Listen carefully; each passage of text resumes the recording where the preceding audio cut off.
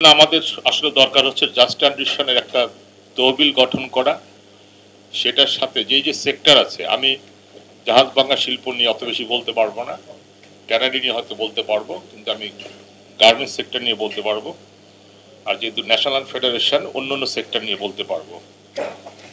সেই জায়গাটা জাস্ট ট্রানজিশনের জন্য একটা তহবিল গঠন করার জন্য যার সেক্টরে যে এক্সপোর্ট ওরিয়েন্টেড, সেখানে ব্র্যান্ড বায়ারকে সম্পৃক্ত করে, সরকারকে সম্পৃক্ত করে এবং সিএসও থেকে আর্থিক সহায়তা টাকা নিয়ে একটি ফান্ড ক্রিয়েট করে সেই তহবিলটা গঠন করা।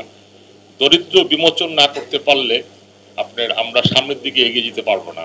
আমরা লক্ষ্য করছি যে আমরা যে শিশু শ্রমের ক্ষেত্রে যখন আমরা কাজ করছি, আমরা দেখতে পাচ্ছি যে দরিদ্র বিমোচনের কারণে এই শিশু শ্রম আমরা কমাতে পারছি না। সুতরাং এই একই জিনিস জাস্ট ট্রানজিশনের কারণে শ্রমিক তার কর্ম হারিয়ে ভিন্ন জায়গায় চলে যাচ্ছে, আমাদের কাছে কোনো ডাটাবেস নাই। সেইটার ব্যাপারে আমি মনে করি একটা ডাটাবেস তৈরি করা যায় কিনা। আমি যদি এখানে আরএমজি সেক্টরের কথা শুধু বলি, এখানে বাবু ভাই এখানে আছেন, যে আরএমজি সেক্টরে আপনাদের মোটামুটি একটা ডাটাবেস আছে, কত শ্রমিক কোথায় কি আছে।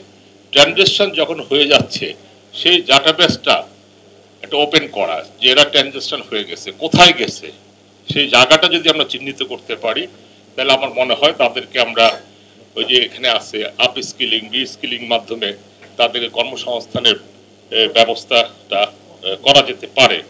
আর বিশেষ করে এই জাস্ট ট্রানজিশন শুধু না, জাস্ট ট্রানজিশন বলেন, এইচআরডিডি বলেন বা এইচআরইডিডি বলেন, যাই বলেন, সবগুলোর সাথে সম্পৃক্ত করে যে মন্ত্রণালয় এটার সাথে সম্পৃক্ত আছে, সকল মন্ত্রণালয়কে নিয়ে একটি ট্রাস্ট ফোর্স গঠন করা এবং একটি মনিটরিং সেল গঠন করা, আসলে কি কাজ হচ্ছে কিনা মনিটরিং সেল গঠন করা, ট্রাইপারটাইট প্লাস, যে সরজমিনে গিয়ে দেখা যে আসলে কার্যক্রম কতটুকু হচ্ছে। আমরা দেখতে পাচ্ছি যে বাংলাদেশে 263টা লিড ফ্যাক্টরি বা গ্রিন ফ্যাক্টরি যেই বলেন যে আছে, কিন্তু আমরা কতটুক সেটা সমবান্ধ, কতটুক শ্রমিকের জন্য গ্রিন, সেই জায়গাটা কিন্তু আমরা দেখতে পাচ্ছি না।